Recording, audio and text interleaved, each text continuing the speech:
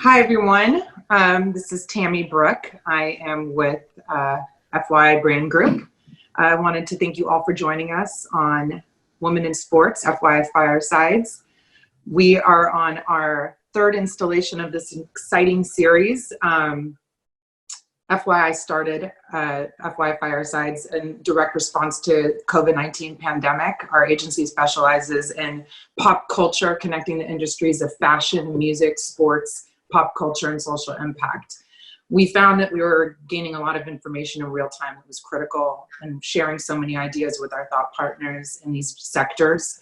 It was too important not to create a conversation and a safe space for our peers to learn in real time, share what's learning, support what's working, share what's working and what's not working, support each other in self-care, and how to pivot in this unprecedented time.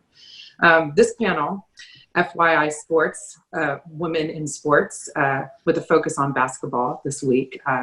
I started off in this business not even having any interest in sports. I was a swimmer, but I just was not into basketball, baseball, football, you name it. But I went to UCLA, and the athletic program was, it was solid while I was there. So I just, as a fan and as a student, which then I was like, this is fun. This is actually, if I can do this for work, this is fun. So I interned with the Clippers, and that was like my first real job out of school. And then I went on to work for Magic Johnson, and that's where I met Sawalami, and was just baptism by fire. Was thrown in as a young 25-year-old, never having really that much PR experience, and became the director of public relations for Urin and Cookie, and then from there went on to work in television. I'd never been on the television side, and worked for a show called Best Damn Sports Show, Period, at Fox for years. Had a great run there, and that was where I got involved in talent producing, and my job at that is today.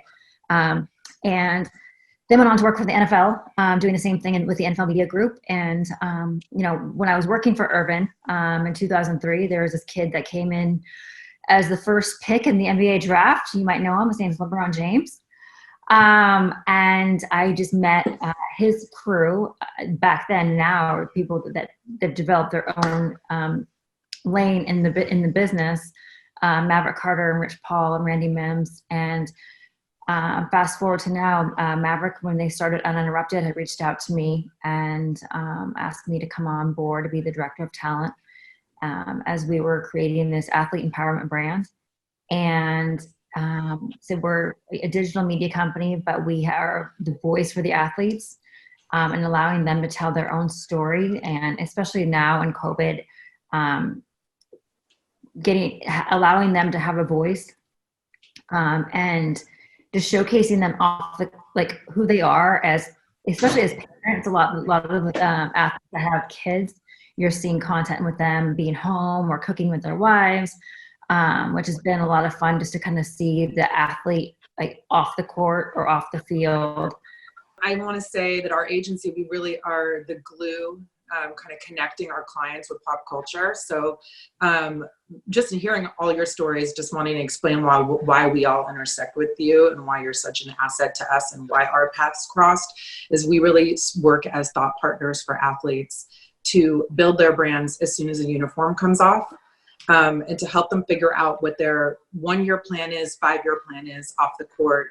Help them understand that while they're on the court, they have a huge opportunity to get visibility in other areas, to pursue their passion, so that when they do transition, they're already set in the new space. They've already established themselves. So we're really, really proud of being able to work with athletes like Russell Westbrook, Chris Bosh when he joined the Heat, working with Amari all these years, and helping him to amplify his entrepreneurship as a fashion and arts, contemporary art enthusiast, really creating a space for our athletes.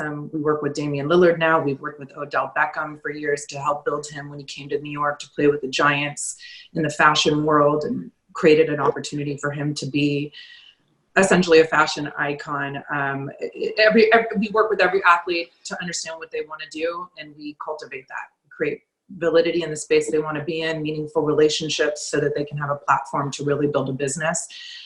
So for us, it's been an incredible journey, and just really understanding the intersection of pop culture and sports. And that's like a lot of the work that we were working on with Nike and with Rachel. So just hearing about the strategy and the branding, it really aligns all of us. And like in everything that you're doing on the player level and the content space, Stacey, for example, that's like, we rely on outlets like you to storytell with us.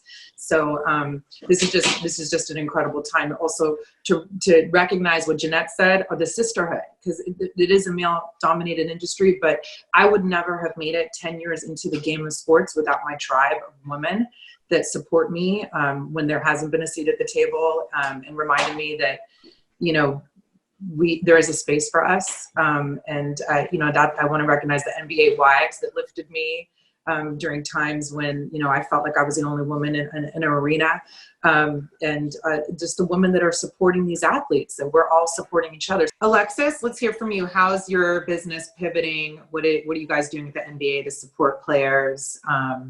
Love to hear from you about that. Yeah, absolutely. I think, you know, you mentioned NBA Together, so I'll start with that. Just, you know, I'm just so proud of the way that the NBA does things as it relates to our ability to pivot so quickly. So NBA Together, for folks who don't know, is our platform to bring fans, community players under one umbrella. So we have, you know your facts, acts of caring, community outreach, and it's been really amazing to be a part of. So for me, I think like so many of us working from home, you're on like 10 different committees. So I'm on different working committees that talk about how to get this information out, fan facing into the public, which is super important. I just got an alert, 7 o'clock, NBA Twitter has Karan Butler hosting a conversation with Brian Stevenson and some other folks around how COVID is affecting the Black community. And you look at basketball, and you've got so many, you know, Black players, and they're from these neighborhoods and they're from these communities, and these are things that they're talking about amongst themselves. And so for the NBA to create an avenue for the fans and for the public to be able to hear what they're thinking and what we're doing about it and how we're being involved and engaged is one of those things that falls under that bucket of NBA Together that's super important, that we're doing all the time. And then also as it relates to young people, right? So we know that sport brings people together. Our pivot as it relates to content, you'll see all kind of stuff popping up all the time. We had, you know, gaming on ESPN. We've got all of these different innovative things that we're thinking about literally constantly around the clock to try to bring basketball back into the lives, into the homes of people. Yeah, I mean, here's the thing for me is I feel like I've always been in close contact with whatever stage of my career I've been in, whether it's on the player side, I see that player every single day.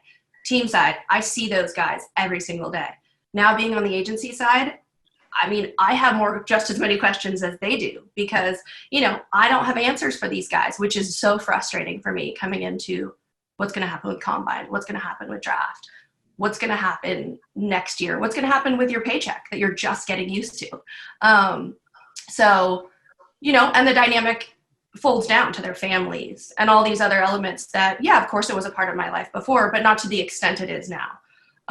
This is a brand new chapter in their lives, just as it's a new chapter in my life. So, you know, I like to talk about the struggles as much as I like to talk about all like that we're taking away from this time, which hopefully everybody is. Like, I feel like it's a condensement of my entire life in the last 2 months. Like the highs are so high and the lows are so low. But yeah, it's just, I guess, you know, both of us being in the same place of not having the answers and me being honest with here's what I know. And if I know something in 10 minutes or 2 hours, you're going to be the first to know because, you know, everything that I know is what you should know. And we're both in this together. So I guess that's the only challenge that I'm facing that's brand new for me in this. Obviously, there's lots of other challenges that are new, but just the distance and separation and a different dynamic than I've ever had before with the other roles that I've played. Stacey, I'd love to hear from you on how you're pivoting. I'm really curious to know how you're navigating not being able to shoot in person, what it's like as a content creator. To support the athletes. I mean, the mission of Uninterrupted is to really give athletes a direct platform to tell their stories. This Jordan doc that came out, right? There's all the buzz about this Jordan doc. So we created, like, it's called The After Party. And being able to actually, shameless plug, it came out yesterday. But we had Carmelo Anthony and Sue Bird on, our co-founder Maverick Carter and Paul Rivera, who hosts. But just seeing two athletes, being Sue Bird and Carmelo Anthony, come together and have like these moments of like storytelling, and they were in the Olympics together in 2004. I mean, it's not only for our own viewership, but it's seeing the athletes. They were laughing. They just had like this like magical moment of just reminiscing. These players that are coming and showing what their other hobbies are, it's really become activating for the other players that aren't quite sure what their other little niches are. And so, we launched something 2 weeks ago called Free Game Friday, and it's not public facing at the moment. It's literally player to player conversation. So we had Pat Connaughton on this past Friday talking about real estate. Like, he's an amazing real estate developer. He's been doing really amazing things in that space.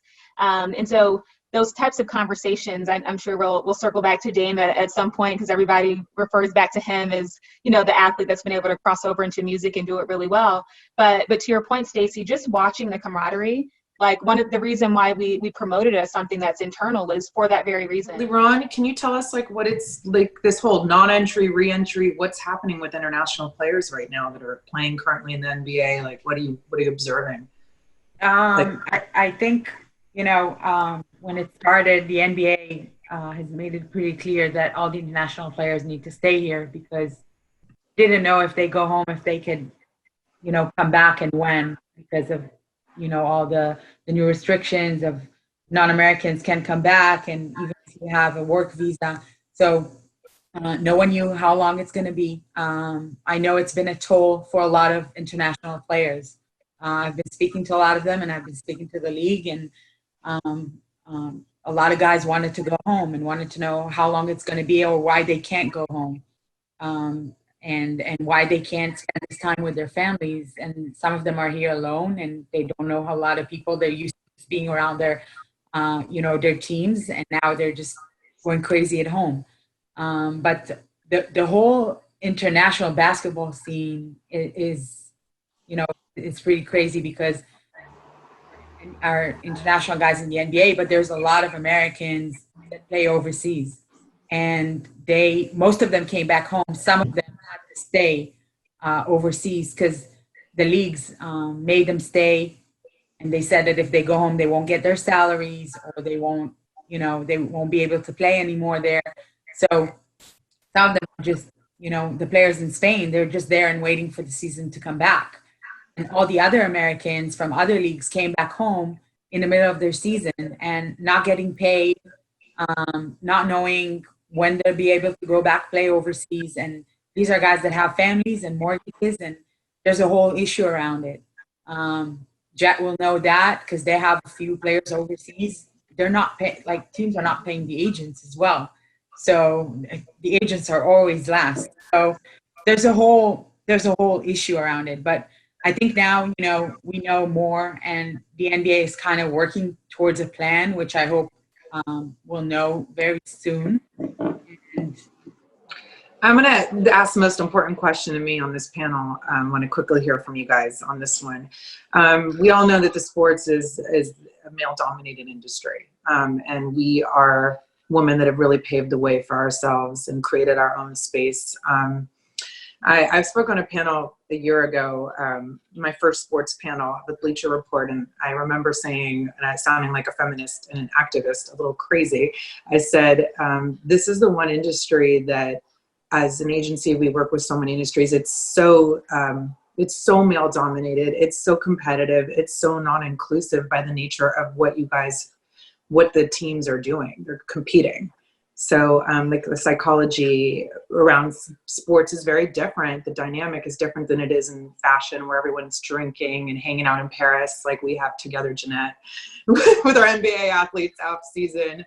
It's the music industry. It's, oh, you need someone's phone number? I'm sending you their social security number. We're all friends. We all support and lift each other like we are a high school class.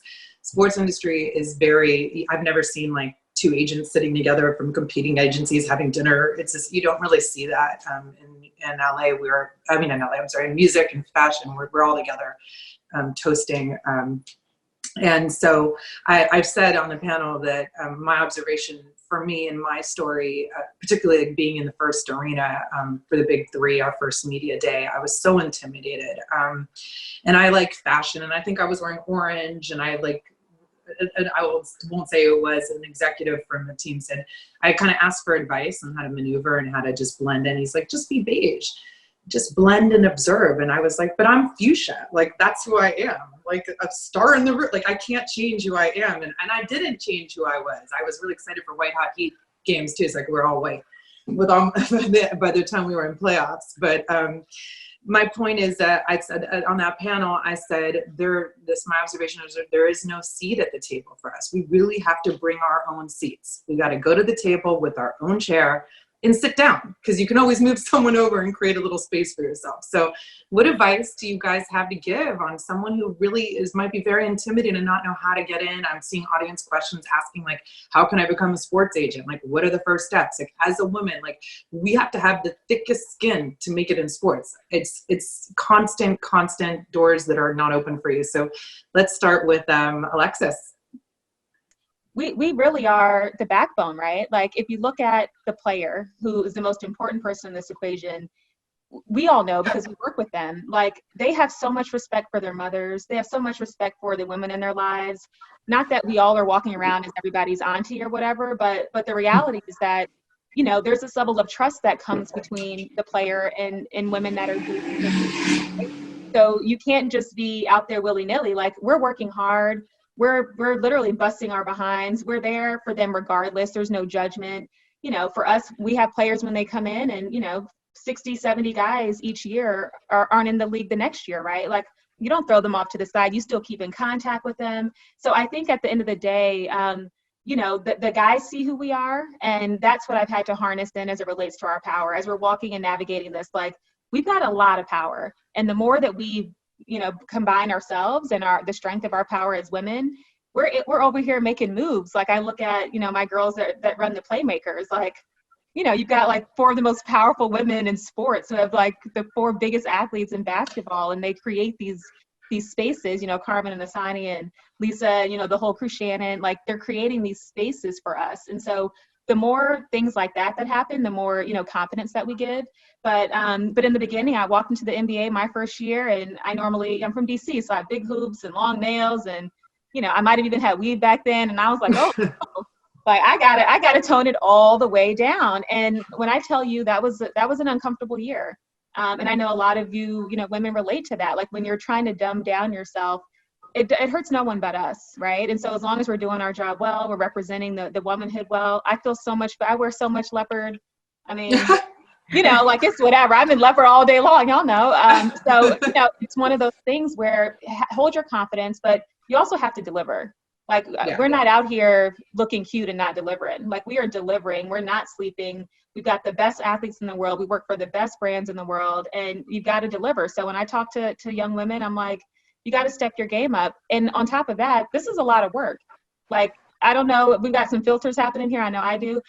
You know, I've been doing this for a long time. You don't just walk into the room and it happens overnight. So I think respecting that too, and lifting as we climb. Like, one of my favorite things to do is mentor and bring other women along. And, you know, that's what I think we have to do more and more for each other. So, like, there's a reason why you're hired. There's a different perspective that you bring. There's a reason why the better spaces are diverse. And I think leaning into that and understanding that and to Alexis's point, it becomes easier when you're surrounded with other people that look like you and are open to being that way and different and providing a different perspective. And if there were, I think that's really what's been able to allow me to grow and change and think differently. And I think that's how I've really flourished, and just bringing a different perspective. I have a couple different perspectives on this. And the first one is, like, I just think we're built for this as women. Like, women are so resilient. And just if you look through history, like, we've had to, like, continually break out of boxes that society has, like, put in place for us. And so for me, it's like, we're just built for this. Like, we're built to come into spaces where people think we're not supposed to be, and then show them that we are, and ultimately, like, change the course of culture and history. And so, you know, from that perspective, I always sort of see it as like our responsibility, especially in like this era, because now like girls that are growing up who are younger than us are now looking at the NBA and watching NBA games and seeing like female coaches, and like hopefully very soon they're going to see a female general manager, and, you know, seeing that like how powerful the W is, which the women have always been powerful, the W, but the way that the W women have like stepped forward and used their platform is so impressive. Like, I think, you know, the W is so often like the women have always been like that in the W, but how the W women have really sort of like taken the burden on their shoulders of being that voice and being sort of activists has been like unbelievable. I think the other piece too, that I think is sort of where we're sort of shifting now from like you said, just pulling up our own seat at the table, is that I think not everybody, but I think we're getting to a point where people are starting to recognize that diversity is a competitive advantage. Like having a bunch of white men sitting at a table with a bunch of other white men talking to each other does not achieve any type of progress. Like you have to have a bunch of people at the table with different life experiences, different views, you know, people who have, you know, of different race, sexual orientation, gender, like that type of diversity and perspective is ultimately going to fuel your progress as an organization and as a team.